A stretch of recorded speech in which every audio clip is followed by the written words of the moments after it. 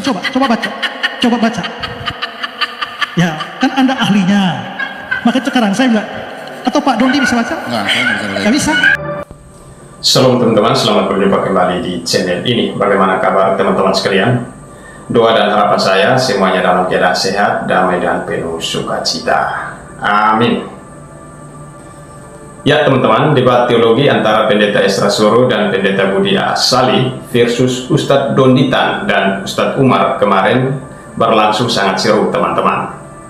Dan akhir dari debat itu berakhir dengan kemenangan yang sangat mutlak oleh Pendeta Esra Soro dan Pendeta Budi Asali menurut saya. Ya, dimenangkan oleh Pendeta Esra Soro dan Pendeta Budi Asali. Donditan dan Ustadz Umar dipermalukan karena semua pertanyaan yang diajukan oleh Donditan dan Ustadz Umar dijawab tuntas dan dipatahkan oleh Pendeta Esra Soro dan Pendeta Budi. Dan yang lebih memalukan lagi teman-teman, ketika Pendeta Esra Soro bertanya kepada kedua Ustadz ini, malah nggak bisa jawab gitu teman-teman. Pendeta Esra Soro menyuruh Ustadz Umar dan Donditan untuk membaca tulisan Ibrani, malah nggak bisa baca teman-teman. Menurut saya ini sangat memalukan teman-teman. Padahal si Umar ngaku-ngaku mantan praktisi Yudaism teman-teman, malah nggak bisa baca tulisan Ibrani teman-teman. Kan lucu kan? Yuk teman-teman, langsung saja kita tonton cuplikan videonya yang ada berikut ini.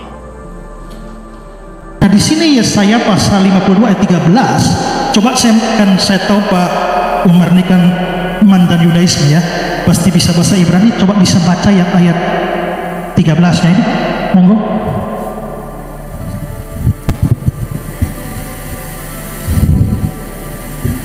Yang ayat 13 ini loh, Yesaya 52 ini ayat 13, coba tolong dibaca Pak dalam bahasa Ibrani ya.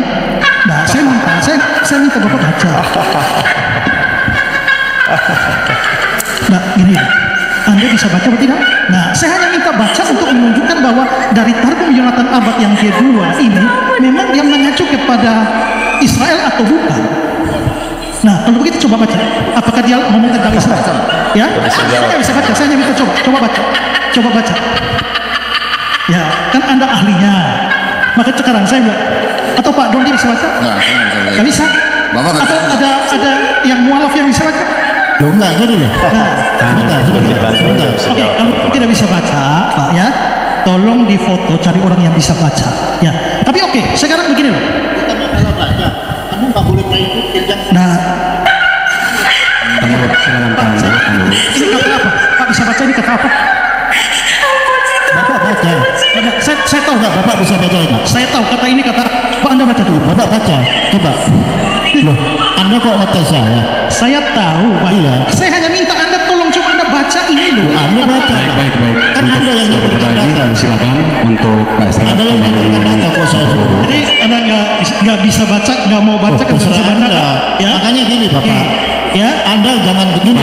Yang saya minta ketika Anda menjelaskan konsep yang Anda mengambil dari Yonatan, Anda nggak boleh mengambil referensi dari Kristen. Yahudi Nasrani Kristen bukan? Ini bukan Kristen, Pak. Sama. Ini Targum Yahudi, bukan Kristen. Untuk menutupi malu mereka karena sudah kalah debat, supaya nggak malu-malu amat gitu, di akhir debat itu Ustadz Donditan mensyaratkan seorang perempuan, memualafkan seorang perempuan yang sudah disetting sebelumnya teman-teman. ini untuk mengucapkan dua kalimat syahadat Bu ya. Baik, ikuti kata-kata saya Bu ya.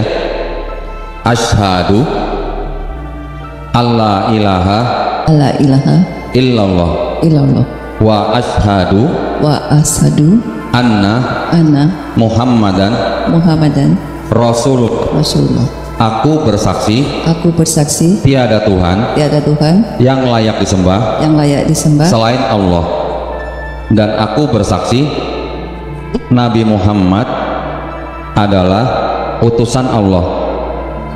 Allahu Akbar. Kenapa saya bilang ini settingan? Karena Pendeta Esra Soro sudah bertemu dengan orang-orang Kristen yang hadir pada saat itu. Yang orang Kristen yang hadir pada saat itu kurang lebih 10 atau 15 orang menurut Pendeta Esra Soro. Jadi perempuan yang dimualafkan itu jelas-jelas itu settingan untuk menutupi malu mereka gitu loh. Yuk teman-teman, mari kita saksikan cuplikan video klarifikasi dari Pendeta Ezra Suruh berikut ini. Saya mau memberikan sebuah informasi terkait dengan debat kemarin antara saya dan Pak Budi Asali melawan Pak Donditan dan Pak Umar. Jadi seperti yang saudara sudah saksikan dalam perdebatannya ya, bagaimana argumentasi-argumentasi mereka kami hancurkan. Sebaliknya serangan-serangan dari kami tidak mereka jawab dengan tuntas, apalagi yang Umar itu ya. Nah, tapi ketika video itu diposting di YouTube dan juga TikTok dan lain sebagainya, saya membaca beberapa komentar di sana. Lalu komentar di sana ada yang mengatakan begini bahwa merasa diri menang, tapi ternyata dalam debat itu ada yang mengambil keputusan jadi mualaf. Makanya di akhir acara itu ada acara seorang perempuan, cewek kah, masih bujang kata ibu saya nggak tahu, tapi dituntun untuk memberikan kalimat syahadat. Nah, itu ditaruh di bagian akhir dari acara debat sehingga menunjukkan atau memberi kesan bahwa hasil dari perdebatan itu adalah ada seorang yang jadi mualaf. Ya, makanya muncul komentar bahwa ya Pak Ezra dan Pak Budi merasa yakin menang, tapi faktanya ada yang jadi mualaf dalam perdebatan itu.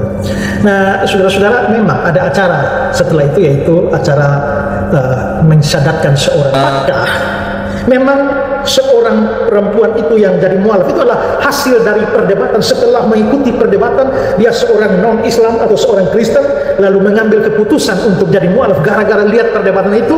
No, omong kosong. Kenapa? Karena kalau itu bicara tentang Kristen, yang semua yang Kristen di situ datang dan bertemu dengan saya dan Pak Budi Asali, dan yang hadir di dalam ruangan itu kira-kira Kristen itu sekitar 10 orang saja, dan mayoritas saya kenal. Ya, mayoritas saya kenal, dan mereka juga datang ketemu dan juga memperkenalkan diri.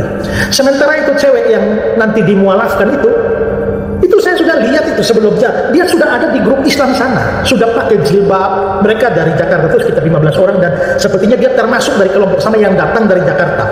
Ya, dengan kata lain, sebelum debat berlangsung dia tuh sudah Islam atau sudah ada di pihak kelompok Islam itu. Ya, nah mungkin saja dia memang menjadi mualaf, tapi bukan saat perdebatan itu. Mungkin saja dia beberapa saat sebelumnya sudah mau atau bersedia jadi mualaf, lalu ditunda acara syahadatnya, tunggu pas ujung akhir perdebatan supaya memberi kesan bahwa nah inilah hasil perdebatannya. Hasil perdebatan itu adalah ada seorang non-Islam atau seorang Kristen yang akhirnya memutuskan jadi mualaf untuk menunjukkan bahwa ini hasil perdebatan. Padahal itu omong kosong, itu settingan semua. Orangnya itu sudah Islam sebelumnya atau minimal sudah ada di dalam kelompok Islam bersama-sama dengan mereka. Saya lihat orangnya kok. Ya, saya lihat orangnya ada di grup sana sudah pakai jilbab segala macam di situ kok. Nah, nanti setelah acara debat selesai baru mereka bikin acara itu.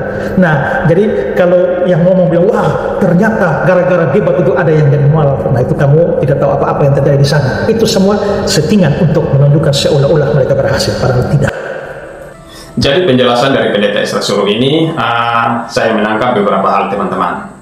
Yang pertama, bisa jadi perempuan itu memang mualaf, tetapi bukan murni hasil dari debat itu. Lalu tiba-tiba perempuan itu mengambil keputusan untuk diislamkan. Karena ternyata sejak awal mereka memang sudah persiapkan untuk mensyahadatkan perempuan ini sehabis debat itu, teman-teman. Karena dia sendiri duduknya di kubu Islam, teman-teman. Dan kata Pendeta Ezra, dia sudah pakai jilbab dari awal. Dan yang kedua, ini adalah trik lama, teman-teman, yang sudah umum di kalangan Islam sendiri. Ya, mirip-mirip lah dengan jurusnya Zakir Naik itu, yang juga sering menampilkan mualaf settingan di acara kajiannya dia. Ya kan? Jadi sepertinya Ustadz Donditan ini dia terinspirasi dari Zakir Naik, ya kan? Kemudian dia tiru-tiru gitu agar terlihat sepertinya sering terjadi pemualafan di kalangan Islam begitu, ya kan? Dan yang ketiga, teman-teman, menurut saya cara ini sangat terkesan pamer-pamer gitu, ya kan? Saya kasihan melihat perempuan mualaf ini. Ya, agama yang harusnya menjadi sebuah ranah privasi, tetapi proses mualafnya harus dipamer-pamerkan begitu. layaknya anak kecil yang memamerkan mainan baru supaya dilihat teman-temannya yang lain gitu. Tapi sepertinya perempuan mualaf itu tidak banyak protes, teman-teman, ya kan? Atau dia juga menjadi mualaf pasti ada motivasi tertentu, makanya dia nurut-nurut saja gitu, ya kan? Menurut teman-teman bagaimana? Silahkan tulis di kolom komentar ya.